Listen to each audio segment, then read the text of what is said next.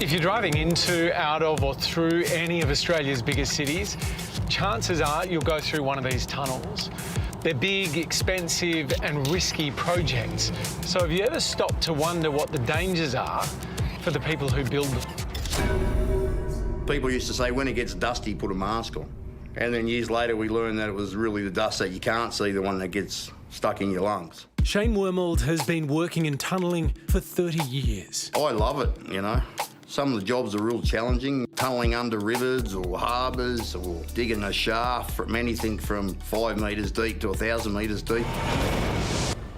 And Shane is the first person in his industry to blow the whistle on what's happening to experienced tunnellers like him. Yeah, I got silicosis, early stage progressive massive fibrosis in my lungs. I've actually probably had silica on my lungs since I was in my mid to late 20s. How many people do you know of with silicosis?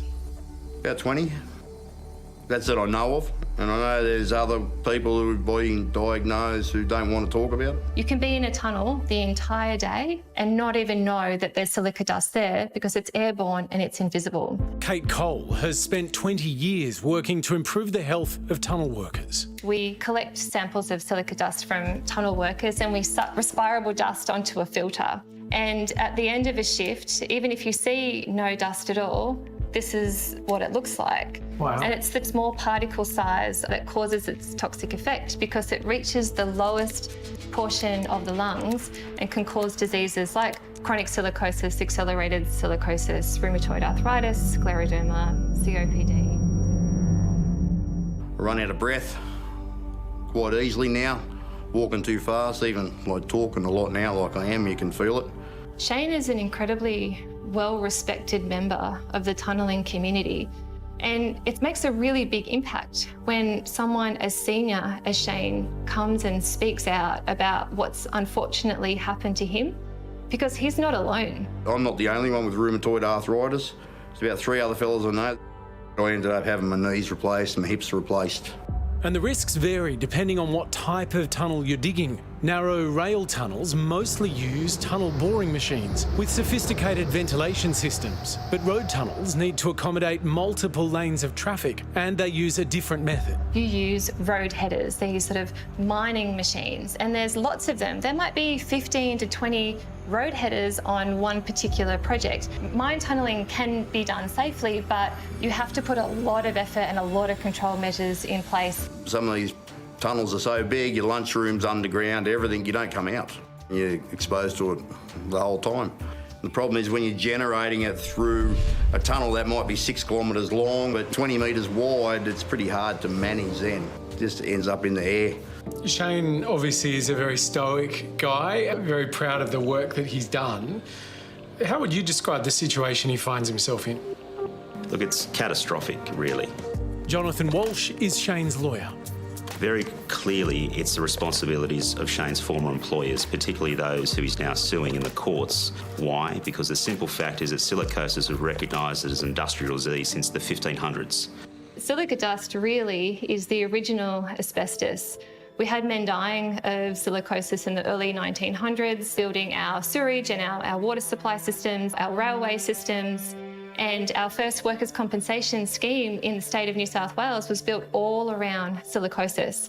There's been a multitude of official reports over the last 119 years, and many of the recommendations are being ignored. It's incurable, it's debilitating, it completely takes your life away, yet it's completely preventable. If there was one thing that we could do to change course here, what would it be and who would have to take those steps? It would be the adoption of nationally consistent regulation to prevent silicosis in construction, demolition, quarrying, tunnelling across every single state and territory in Australia. Who has to do that? That's the job of Safe Work Australia. Do you know why they haven't? You'd have to ask them. In October, Safe Work Australia could have expanded regulations, protecting workers manufacturing kitchen benchtops to include those in other industries. They didn't, so we asked them why. Safe Work Australia members recognise that the risks of silicosis are not limited to this sector and have agreed to further work focusing on other industries, including construction, quarrying, tunnelling and mining. The US, the UK, Norway and Switzerland These are countries that are light years ahead. It always seems a bit too hard, like we have to get every single state to agree. Some states aren't waiting for a national consensus. Victoria is introducing new regulations covering tunnellers and other workers at risk of silicosis, while Queensland is developing a new code of practice. But tunnel workers go from state to state. They move to where the projects are. So why should a tunnel worker be safer in Victoria than they are in South Australia? It doesn't make any sense. Kate is now working for Sydney Metro, which has been commended for silicosis prevention. And one of our key risks is protecting our people from developing the debilitating disease of silicosis. But it's not easy. Some contractors in the tunnelling sector are fantastic. They absolutely prioritise the health of their workforce.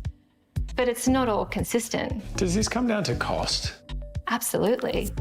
Because protecting people, keeping them safe at work, costs money. Are people going to die because of this? People have died. People are dying. And unfortunately, unless we make a change, people will continue to die. You know, I can't run around after my daughters between having the steel hips and knees and, you know, running out of breath. Like, it's like you gasp, but you want to take that extra breath in, but you just can't do it.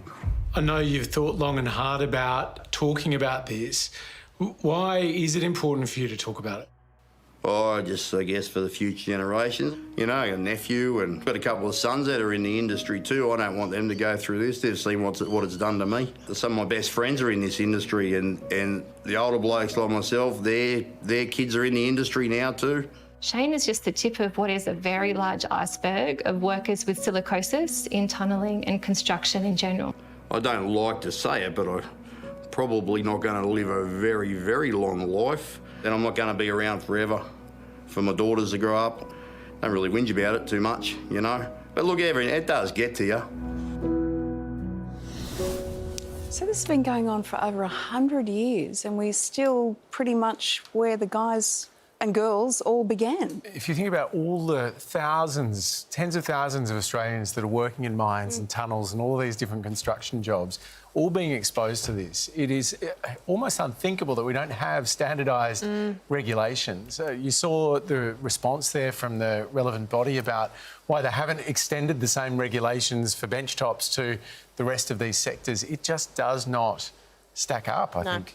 Because most of this work is obviously coming from government bodies when you're talking about tunnelling and sewerage works and all of that. So where do the levels of government come when it comes to accountability? Because they're subcontracting this work out to companies. Yeah, That's part of the problem. The point was made there that, you know, they seem to be waiting for all the states and territories to get on board to be able to come up with consistent rules. I think we mentioned Queensland and Victoria doing some stuff. But there are people going to work tomorrow that are going to be in these spaces that are going to be exposed. And it's pretty clear that we have the knowledge and the technology to do better than what we are. Not good enough. We are hoping to hear from more of you. If you are in one of these industries and you are suffering from silicosis, we would like to hear your story. And obviously Shane speaking out tonight may make some difference to your decision about doing that. That's the email on your screen right now. Fabulous courage on his part.